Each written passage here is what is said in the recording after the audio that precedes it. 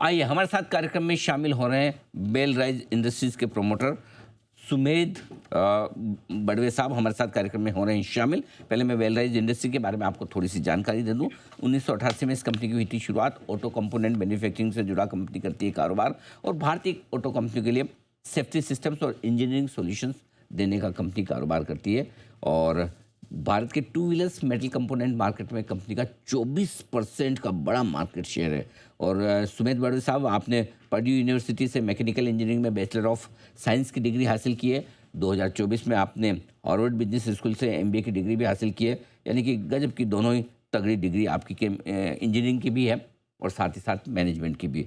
आइए, आज हमने खास तौर से सुमेध सर को 2 वजह से आमंत्रित किया है, क्योंकि आज स्टॉक 2 वजह से सुर्खियों में। एक बड़ी खबर आई है कल बाजार बंद होने के बाद कि इजराइल की एक कंपनी के साथ करार किया है, और दूसरा आज एक बड़ी ब्लॉक डील भी होती हुई दिखी। पहले एक बड़े करार के साथ जो कुछ बेल राइज में हुआ उस पर आगे बात करते हैं। सुमेध सर, गुड मॉर्निंग, बहुत बहुत स्वागत है आपका। धन्यवाद हमें समय देने के लिए। समझाए सर, ये जो इजराइल की कंपनी है प्लेसान सासा, इसके साथ आपने एक एक्सक्लूसिव स्ट्रेटेजिक करार किया है।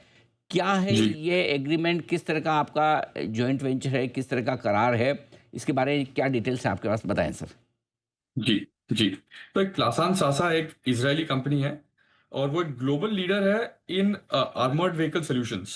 तो for naval, airborne as well as ground vehicles के लिए वो multiple safety systems, armoured safety systems बनाते हैं। तो we partner with them for the India market. उनका एक स्पेसिफिक प्रोडक्ट है एटम करके, जो एक यूजीवी है, अनमैन्ड ग्राउंड व्हीकल, जो एक बहुत इनोवेटिव प्रोडक्ट है, one of its kind, very unique product, which जिस पे हम कोशिश कर रहे हैं एमओडी के साथ काम करने का। वो हो गया इंडिया के लिए, एंड ग्लोबली हम उनके साथ मैन्युफैक्चरिंग पार्टनरशिप करेंगे उनके लिए। उनके व्हीकल्स जो मल्टीपल प्रोग्राम्स है, ऑलरेडी डिप्लॉयड है मल्टीपल कंट्रीज में, इंक्लूडिंग द यूएस, अमेरिका में है, बाकी बहुत देशों में उनके ऑलरेडी सिस्टम्स डिप्लॉयड है। तो हम उन प्लेटफॉर्म्स के लिए भी हम मैन्युफैक्चरिंग इंडिया में करेंगे और एक्सपोर्ट करेंगे। तो ये एक डुअल पर्पस पार्टनरशिप है। एंड इजराइल, इंडिया, भारत और इजराइल देश का बहुत एक स्ट्रॉन्ग रिलेशनशिप है और हम उस पर कैपिटलाइज करना चाहते हैं, और we are very keen and very excited about this partnership. तो आप ये कह रहे हैं कि ये जो पर्टिकुलर प्रोडक्ट है, फिलहाल ये इजरायली कंपनी जो बनाती है, वो आप भारत में बनाएंगे और भारत में ही बेचेंगे, राइट सर?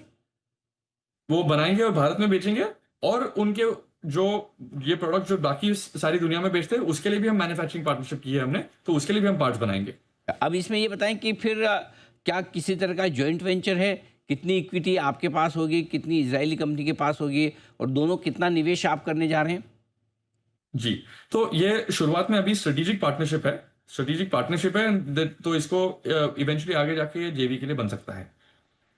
अभी आपके पास जो कैपेसिटी है उसी में बन जी, जाएगा या कुछ नया पैसा लगाना है आपको? मेजरली तो हमारे जो एग्जिस्टिंग कैपेसिटी है उसी में बन जाएगा, पर एनी स्पेसिफिक थोड़ा एक जो रहेगा उसको, we will do some dedicated capex also for that. ठीक है। तो इजरायली कंपनी क्या आपको टेक्निकल नो हाउ देगी, टेक्नोलॉजी देगी ये सब बनाने के लिए, और प्लस फिर उनका किस तरह का प्रॉफिट वगैरह में, रेवेन्यू में उनका क्या रोल रहेगा, कितना उन्हें जाएगा, कितना आपके पास रहेगा?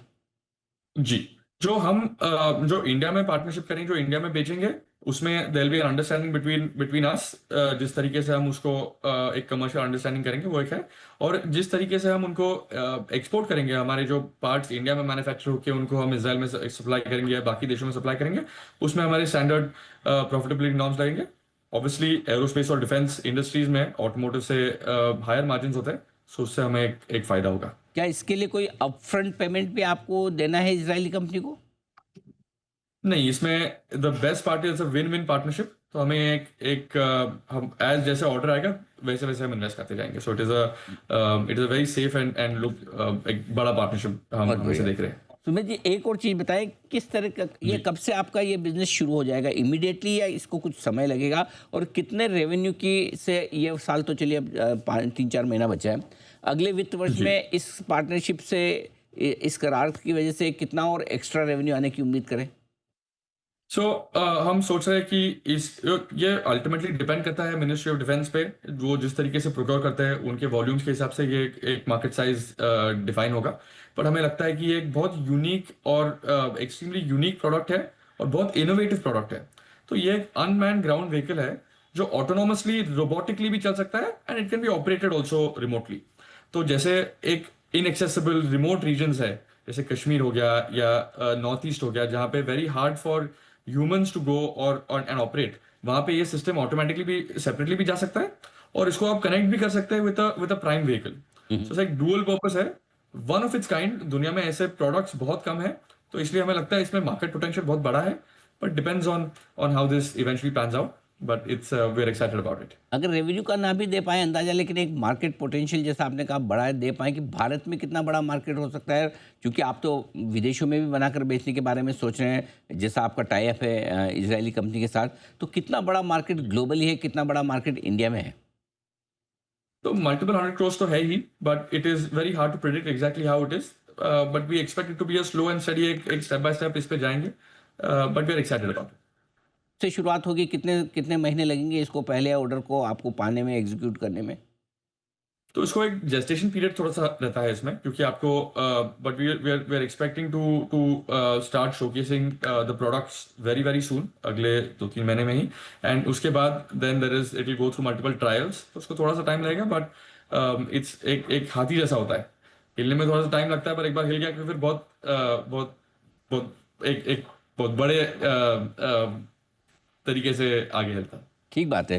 सुमित जी, अब दूसरा जो आज बड़ा डेवलपमेंट है आपकी कंपनी को जी लेकर, एक बड़ी ब्लॉक डील हुई आज सुबह-सुबह, जो बाज़ार में बताया जा रहा है कि प्रमोटर्स ने अपनी स्टेक बेची। क्या आपके प्रमोटर ग्रुप में से किसी ने स्टेक बेची है? यदि हाँ, तो कितनी?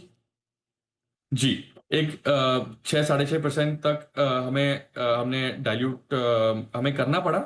एक रीजन है उसके लिए, हमने एक डीआरएसपी में हमारे एक वादा किया था कि हमारे जो दो प्रमोटर एंटिटीज है, हम उसको मर्ज करेंगे बेलराइज में। तो वो मर्ज करेंगे तो अभी हम 75% के नीचे शेयर होल्डिंग था हमारा, पर मर्जर के बाद वो वापस 75 के ऊपर जाता था।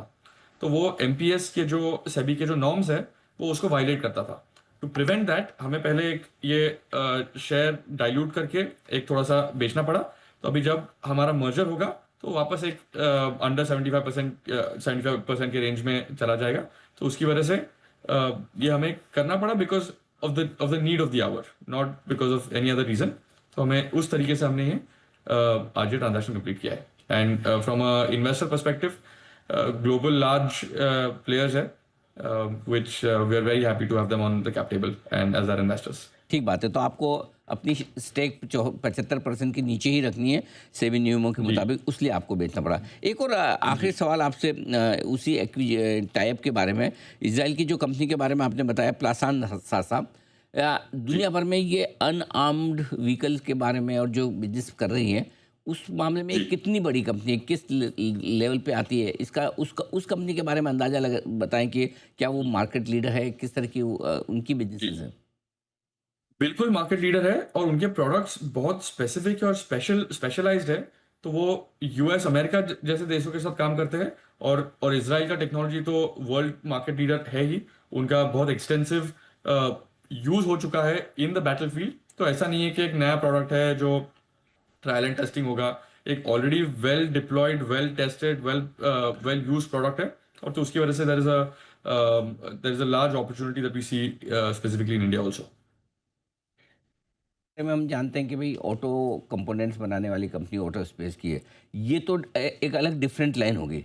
डिफेंस के लिए जी आप एक तरह से प्रोडक्ट बना रहे हैं, तो क्या जी डिफेंस के लिए पहली बार आप प्रोडक्ट बनाना शुरू कर रहे हैं, या डिफेंस के लिए और भी काम कर रहे हैं, और क्या आगे और ये एक स्पेस है जिसमें आप तेज़ी से बढ़ना चाहते हैं? क्योंकि जो मैं समझता हूँ, ऑटो कंपोनेंट के मुकाबले में डिफेंस प्रोडक्ट्स में, स्पेशलाइज्ड इस तरह के क्रिटिकल डिफेंस प्रोडक्ट में शायद मार्जिन काफ़ी बेहतर होते होंगे। ज़रा एक बार अपने जी कंपनी के फोकस के बारे में बताइए सर। जी बहुत बहुत बढ़िया सवाल है। सो फंडामेंटली हम जो मैन्युफैक्चरिंग प्रोसेसेस करते हैं, वो आप उसी हम वही सेम मैन्युफैक्चरिंग प्रोसेसेस फंडामेंटली करेंगे to work in the aerospace and defence industry. हम पिछले 2 साल से इस पे काम कर रहे हैं।